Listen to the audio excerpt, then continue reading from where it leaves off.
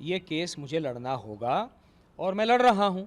और भारत की कानून व्यवस्था पर मेरा विश्वास है और जितने गलत षड्यंत्र स्मिता गाटे भारद्वाज ने रचे हैं मुझको अपनी बच्चियों से दूर करने के लिए, आप एक पिता को अपनी बेटियों से षड्यंत्रों के माध्यम से क्यों दूर कर रही हैं? इसको मैं दुर्योधन सिंड्रोम कहता हूँ। मैं अपनी मनमानी करूँगा, ये दुर्योधन था, वही ये कर रही हैं। हमको ये लगता है कि वो आईएएस का दबाव पुलिस पर बना सकती हैं, इसीलिए मजबूर होकर मुझे माननीय मुख्यमंत्री जी से मिलना पड़ा। मुझे तो ये मानसिक असंतुलन दिखता है, मैं कोई साइकोलॉजिस्ट हूँ नहीं, लेकिन मुझे दिखता है कि मेरी बच्चियाँ जो हैं वो इससे अफेक्ट हो रही हैं। जब एक व्यक्ति दुर्योधन सिंड्रोम, मैं इसको कहता हूँ, जब पारिवारिक परिवेश में या व्यावसायिक परिवेश में आप किसी को दुर्योधन होने से रोक थोड़े ना सकते हैं। तो जो आज के डेमोक्रेसी की गणराज्य व्यवस्था की एक सीमा है, उस सीमा में रहते हुए ही आपको उलझनों को सुलझाना पड़ता है। आज आप चक्र नहीं उठा सकते ना, वो मेरा संस्कार नहीं है। तो इसीलिए उस सीमा में, उस दायरे में, कानून व्यवस्था के, पुलिस व्यवस्था के दायरे में रहते हुए ये केस मुझे लड़ना होगा और मैं लड़ रहा हूँ। और भारत की कानून व्यवस्था पर मेरा विश्वास है और जितने गलत षड्यंत्र स्मिता गाटे भारद्वाज ने रचे हैं मुझको अपनी बच्चियों से दूर करने के लिए, उन सब के प्रमाण मैं कौटुंबिक न्यायालय बॉम्बे के सामने दे चुका हूं। मुझे पूर्ण विश्वास है और वो सारे प्रमाण जो है वो मेरे प्रमाण नहीं हैं, वो उन्हीं के प्रमाण हैं, उन्हीं का मेल है, उन्हीं का मैसेज है। किस तरह से वो एक परिस्थिति बनाती हैं बच्चियों को ये जताने के लिए कि आपके पिता तो आपको प्यार ही नहीं करते, तो अपने ही प्रमाणों को वो नकार कैसे सकती हैं? और जितने ये प्रमाण हमने कोर्ट के समक्ष रखे, उन्होंने और उनके वकील ने उनको कहा कि हाँ, हमें स्वीकार है, इसको स्वीकार कर लीजिए। तो जब अब कानून के दायरे में जब आर्ग्यूमेंट शुरू होंगे कस्टडी के, उन प्रमाणों को आधार बनाकर ही हम वकालत करेंगे हमारी कस्टडी के। तो देखिए क्या है, उलझे तो तब सारे ही थे, है ना? तो उलझन को कानून व्यवस्था में रहकर सुलझाना ही हमको आता है और आज की कानून व्यवस्था मैं देख रहा हूँ बहुत अच्छे अच्छे निर्णय कानून व्यवस्था ले रही है, मेरा पूर्ण विश्वास है। आरोप लगा रहे हैं कि आपकी बच्चियों का अपहरण कर लिया, उनके लिए मामला।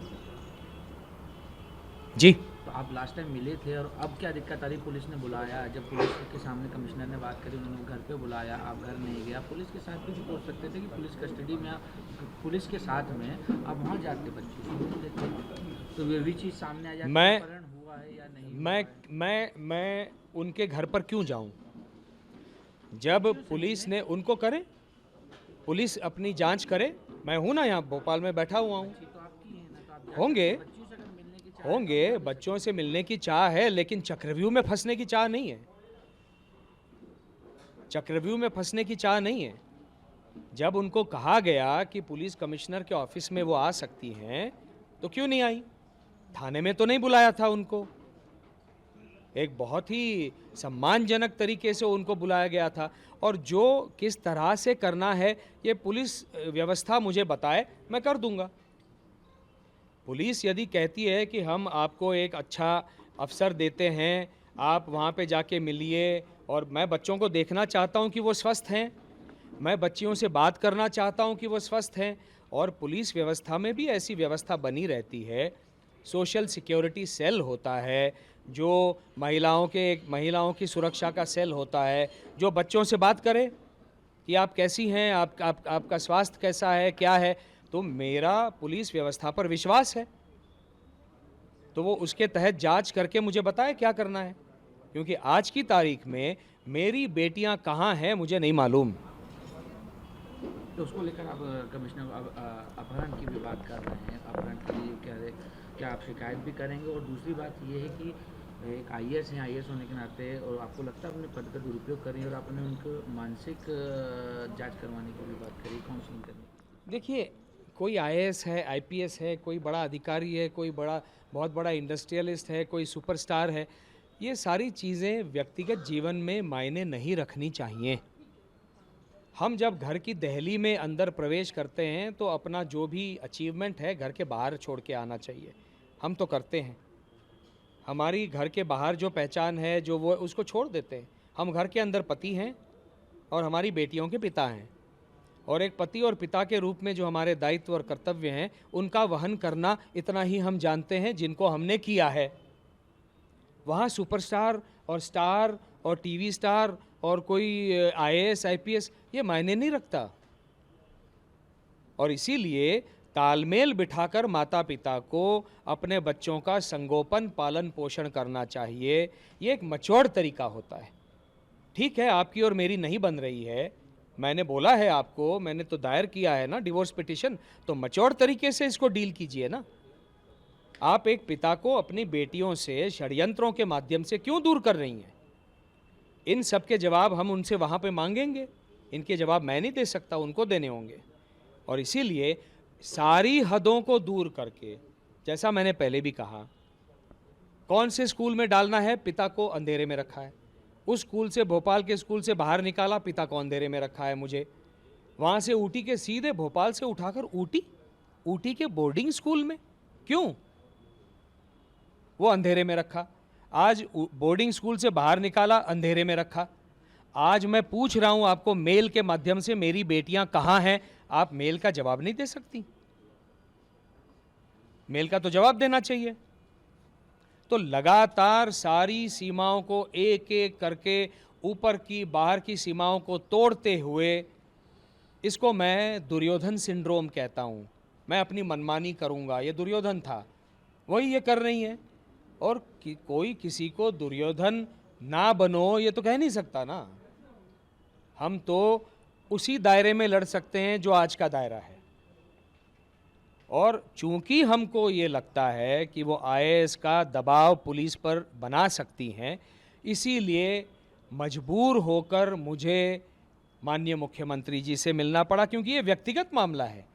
ये मुख्यमंत्री महोदय के लेवल का मामला नहीं है, ये कोई सामाजिक मामला नहीं है। मैं खुश होता अगर मैं कोई सामाजिक व्यवस्था का कोई मामला लेकर मुख्यमंत्री महोदय के पास जाता, लेकिन दुर्भाग्य से मुझे ये मामला लेकर जाना पड़ा और कहना पड़ा कि हो सकता है वो आईएएस में से किसी चीज़ का दुरुपयोग करें, तो आपको मेरी सहायता मुझे आपसे मांगनी पड़ेगी।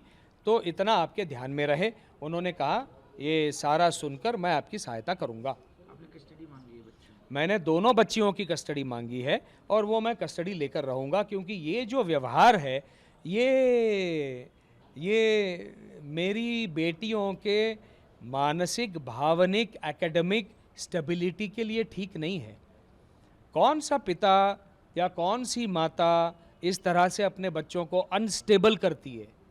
भावनिक रूप से तो कर दिया, लेकिन एकेडमिकली भी 6 महीना भोपाल के स्कूल, 4.5 महीना ऊटी के स्कूल में, आज पता नहीं कौन से स्कूल में। ये कोई तरीका हुआ? ये कोई तरीका नहीं हुआ।